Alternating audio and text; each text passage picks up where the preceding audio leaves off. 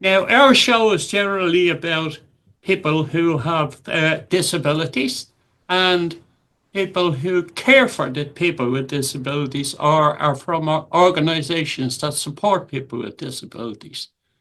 And we seem not to think of carers. But we're going to put that right today. We're going to talk to the lovely Amy Lavelle, who is a project manager with the Care Alliance Ireland. Amy, you're very welcome to the show. Thanks very much, John. It's lovely to be You here. might give us an idea to start with about the Care Alliance, a bit of the history and why it was set up. Yeah, no problem. So just for reference, it's we've been around quite a long time. So Caroline's came about 30 years ago, and it was a group of voluntary organisations. Many of them were kind of condition specific, but they came together with a view of forming an alliance. And our own CEO, Liam O'Sullivan, he's actually been with the organisation for 20 years now. So just a bit of an overview of what we do. So it's a very small team. There's only four of us currently, and it will be expanding to seven of us very soon. So basically what we try to do is provide better information and supports for family carers. We provide opportunities to collaborate on different initiatives with different organisations across the country, such as National Carers Week and a Family Care Research Group. And then we deliver some specific to family carer projects, and then we commission kind of relevant research and supports with focused interventions for family carers. So we do a bit of a mixture of work, and I can kind of break that down later on. You just answered about five of my questions, so I'll have to make I've it plenty more to Don't talk worry, about. don't worry. Don't worry. Yeah. I see that you do submissions on behalf of carers. Are they Yeah. submissions to government? And if so, are they successful?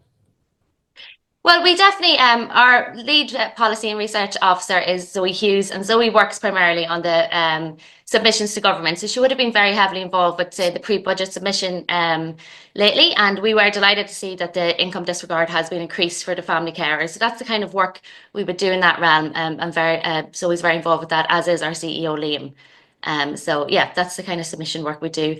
And we kind of anything related to family carers, we will feed into whenever the opportunity arises. So we'd collaborate quite closely with government to improve those resources for family carers. I know that recently they did a kind of an approximation of what a housewife or a house husband would be worth if they were to be paid Yeah, for the job they do.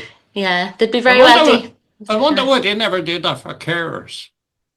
Yeah, well, there is figures out there. I won't try to remember them, but the carers in general save the government billions every year for Of the course. support they offer. And even then, by virtue of being a family carer, there's quite a lot of added expenses by virtue of caring for someone who has a disability or additional needs. So not only are they getting less money, but their outgoings are quite high as well. So it's definitely something, yeah, that we're focused on trying to improve for family carers. Somewhat unexpectedly during the general election, these issues kind of rose to the top, didn't they? Has it been a help in advocating that the fact that they became kind of issues during the election? Oh, definitely, yeah. It has been great in the last year or two, specifically to see family carers kind of coming to the top of the conversation as such, and that definitely has been represented, I suppose, even through the campaigns lately for government. Family care issues have definitely been mentioned, and that's very much what we were hoping for, is to raise awareness of family care needs. And it's been great to see, and there has been increases in the last budget, which we're delighted for, and we will keep advocating there. Obviously, the end goal is to abolish the means test altogether for family carers, and we're still working with that. And there does seem to be definitely positive steps being made, so we're delighted to see that happening. Good. How many carers do you look after? Or Within have you ourselves, on your books, rather? on our books, well, we do a couple of different direct to family care projects, but for example, we have a Facebook group, and I can chat about that in a few minutes again, but that's delivering resources to 9,200 family carers. It's a very large Facebook group. It's very professionally moderated, but I can explain about that. And then through my own work as a project manager for the employment and education side of things, I've worked with over 250 family carers. And then periodically as well, we'll have just family carers contacting us in general, just if they have any questions or seeking seeking information. So yeah, it's quite a large number, I suppose, but it's only recently enough that the organisation has moved into the direct to family care supports. It was mostly on a more of a macro level, doing the policy and research work. But yeah, that's a very long-winded way of saying over about 10,000 family carers would know about us anyway. Do we know an approximate number for the amount of carers we have in Ireland? Well, the latest census did give us some data, but then there's a lot of family carers, as we know, that wouldn't necessarily classify themselves as family carers. But the approximation is at least 500,000 family carers across Ireland. Wow. Yeah. That's a startling number.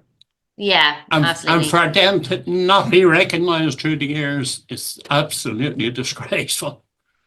Yeah, there's a lot of that, and there's a lot of but just self-recognition as well. I don't think people give themselves enough credit.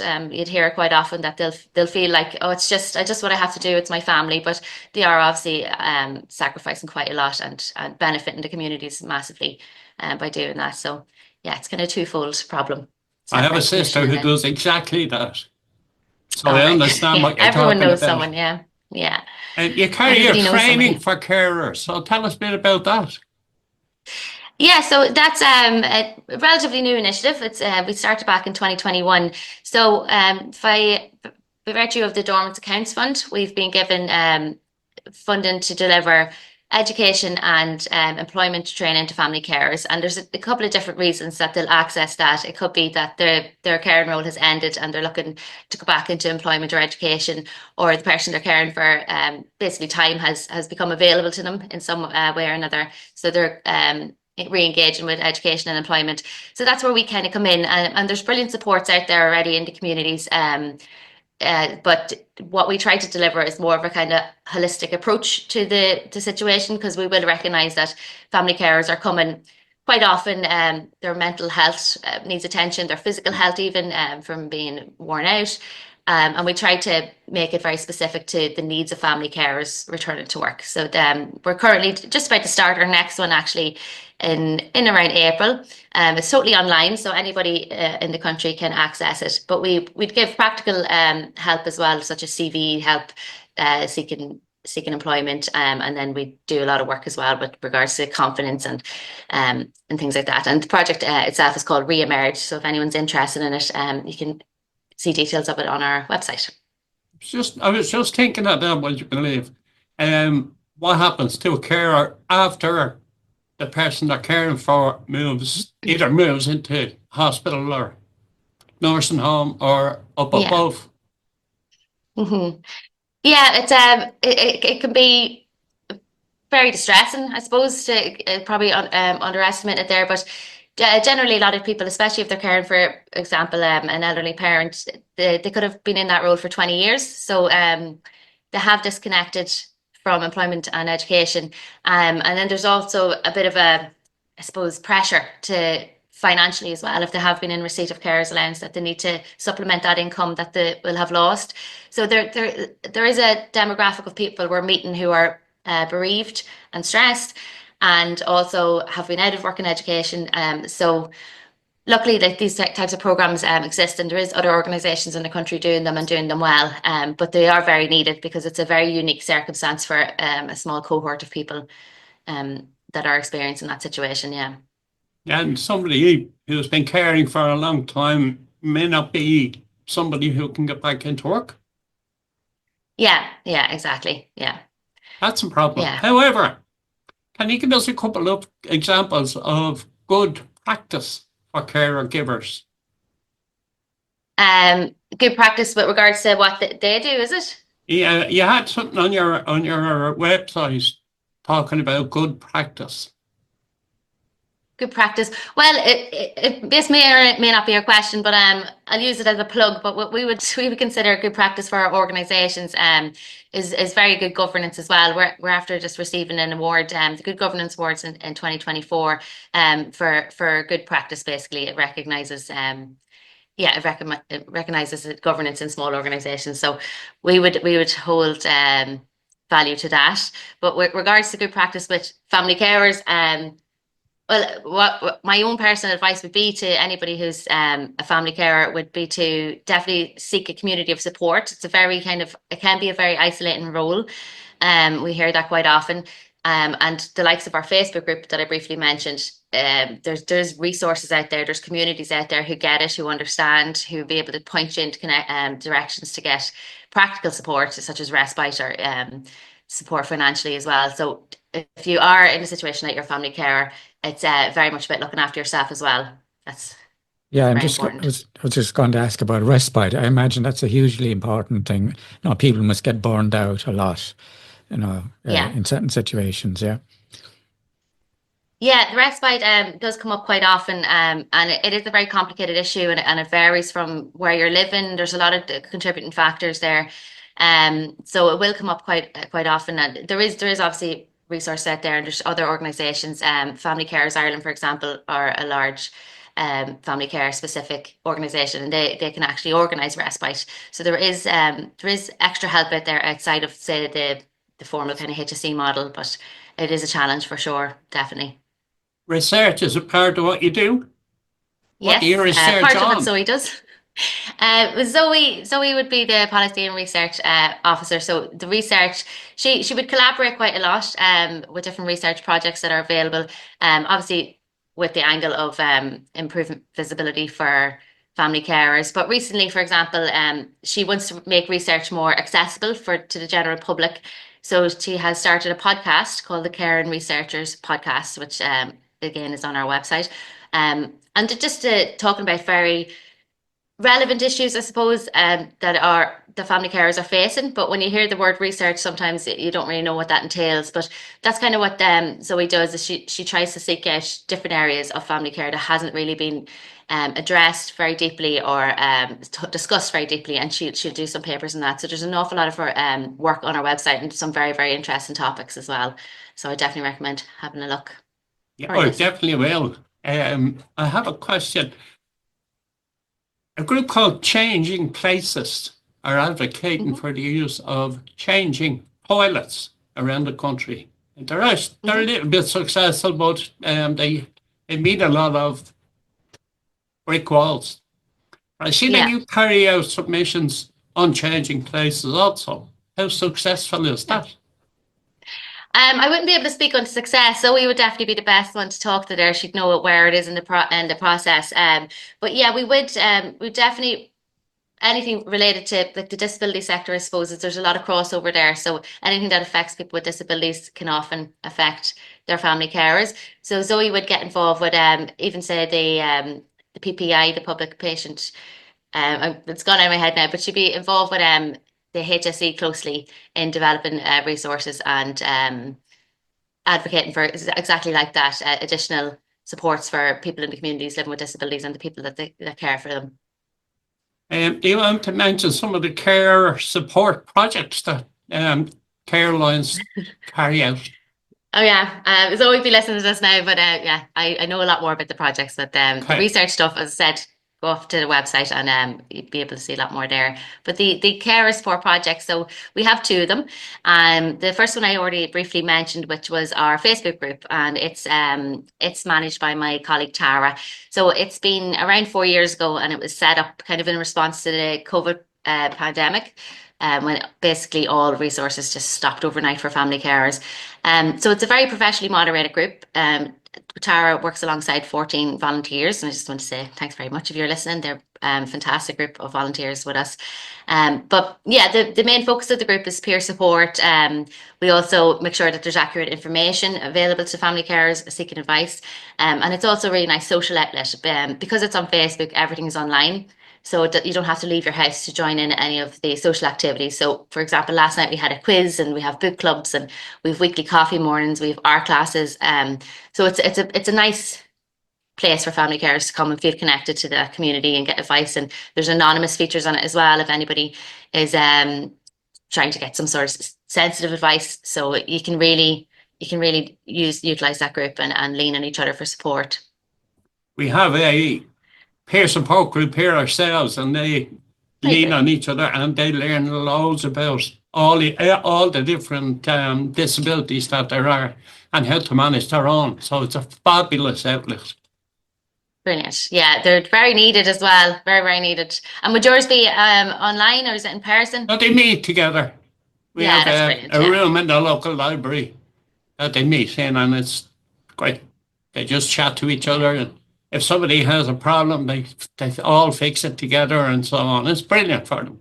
Very good. Yeah, it is. It's brilliant. And like that, that's the group kind of has become. People get very comfortable with Facebook very quickly. And Yeah. it's very interactive group. So you'd never have a question up there that doesn't get answered. But Brilliant. it's another resource. Yeah. And then, sorry, yeah. go on. Just thinking about the other project, I have briefly mentioned it, but we do have the Re-emerge project, which is supports for family carers thinking about re-entering education or employment. So they can contact me. All my details are on the website if they're interested. You also do pre-budget submissions. How successful? We do, yeah. How successful have they been in the past? I did answer all your questions at the start, John, sorry. But yes, the pre-budget submissions, it's a mammoth task, and Zoe and Liam would very much be involved with that. Right. I would say that they have been relatively successful. I suppose our end goal here is that the means test for family carers is abolished. But we have seen in the latest submissions that the income disregards have been increased, and also that family carers are now eligible to apply for fuel allowance. So there definitely has been moves in the right direction when we're delighted to see that. So I would say they're successful, and it's not just ourselves. There's a lot of organisations, and sometimes we do it as a group. Yeah. These submissions, so we work together to make sure that we're aligning in our goals. So I think they have been successful to date. Yeah, definitely. Have you any idea what's in the next one? I don't, unfortunately, I don't have that kind of intel available. Very good. We'll see. We're coming right to the end of the interview. You'd be glad to know. Is there anything else you'd like to put out there before we go? I would just say to anybody out there that's listening, to just get in touch with us, even if I haven't mentioned anything that might be useful to you as such. We do have a wealth of knowledge to be able to direct people to the appropriate resources. So absolutely pick up the phone to ourselves. And then also I just want to acknowledge that our board of directors, we have eight members on our board, and they've just been fantastic and really supportive. So I want to say thank you to them, and obviously our CEO, Liam O'Sullivan, who is the glue that holds us all together. So we're very fortunate. We do lovely work, and we work with lovely people, and absolutely anybody, if you wanted to even just have a chat with myself, my number's on the website, and I'd be happy to chat with you. And so last question. Will you give out all your contact details? If you have somebody out there listening, or who comes upon our YouTube show, you might give out the details so they can get in contact should they need to. Yeah, so the main touch point is our website, so that's carealliance.ie. And then my own name is Amy Lavelle, and you can reach me at amy@carealliance.ie. We also, something I did forget to mention is that we organise National Carers Week every year, which is a full week of events to recognise family carers in the community. And you can learn all about that on either Facebook at National Carers Week or on carersweek.ie. But absolutely, yeah, visit the website, and it's very easy to navigate, and you'll find our contact details below or in our staff section to contact Zoe individually if it's about research or policy, our CEO Tara about the group, or myself.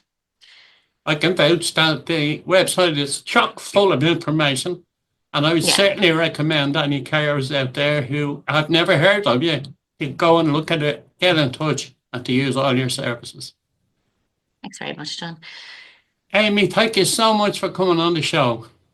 Welcome. Thanks a million for having me.